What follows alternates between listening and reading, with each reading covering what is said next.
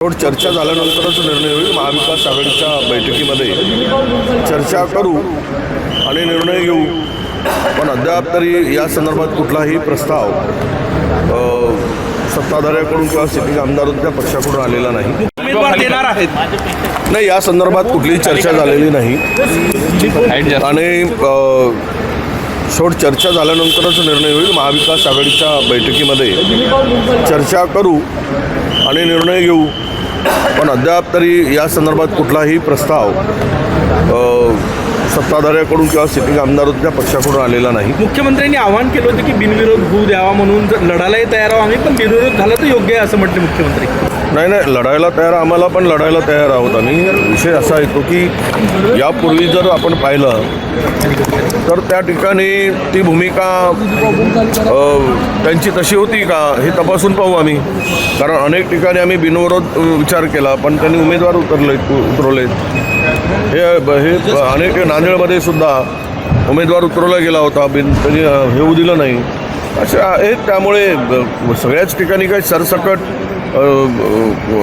अशा बिनविरोध झाल्याचं काही यापूर्वी त्याला निर्णय झाल्याची मला माहिती नाही.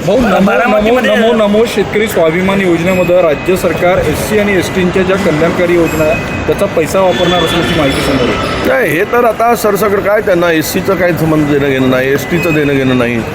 सरसकट JR काढून लाडकी बहीण, नमो शेतकरी सहाय्य निधी यामध्ये वापरला जातो आहे. त्यांना STचा निधी खरं तर संविधानाच्या किंवा घटनेनुसार तो निधी तसा वळती करता येत नाही. काल परवा 400-450 कोटी रुपये त्यांनी काढून घेतलेत. एकीकडे बजेट फुगवून दाखवायचा SCसाठी, सोशल जस्टिससाठी, ट्रायबल विभागासाठी, आणि त्यातले निम्म्यापेक्षा मागच्या वर्षी 45% खर्च झाला समाज कल्याणचा. 45%मधूनही लाडक्या बहिणीला गेले आणि इतरत्र निधी वळवला गेला.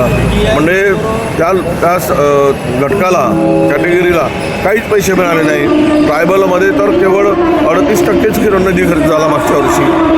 38% निधी खर्च होऊन तो सर्व निधी जर दुसरीकडे वळवत असाल तर तुम्हाला हे उपेक्षित समाज आहेत, SC आहे, ST आहे किंवा इतर समाज आहे, यांचा निधी तुम्हाला वळवता येत नाही. पण तो वळवला जातो आहे. सगळे कायद्याची पायमल्ली करून, कायदा पायदळी तोडून वाटेल त्या पद्धतीनं हे सरकार चाललेलं आहे. धर्मांतर विरोधी कायद्यावर आज विधेयक धर्मांतर विरोधी कायद्यावर विधेयक आज मांडलं जाणार आहे. नाही, विधेयक काल आता इंट्रोड्यूस झालेलं आहे. परवा आता यावर चर्चा होईल, त्यावेळेस आम्ही मांडू. आज नक्कीच बोलणार या कायद्याची काय गरज आहे. काही विषारी मंत्री पोचले जात आहेत, ते सरसकट सगळे काय, म्हणजे त्यांना जे शपथ घेत आहेत ती शपथसुद्धा आपण घेतली, ती काय त्यातले वाक्याचा शब्दाचा अर्थ तरी यांना कळतो का आपण पाहतोय. त्यामुळं हे कायदे आणून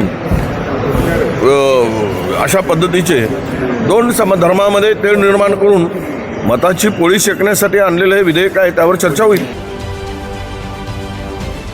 महाराष्ट्रातील सर्व बातम्यांचे विश्वासार्ह व्यासपीठ, सकाळच्या सर्व सोशल मीडिया प्लॅटफॉर्मला लाईक, फॉलो आणि सबस्क्राईब करा. तसंच सर्व नोटिफिकेशनसाठी बेल आयकॉन प्रेस करायला विसरू नका.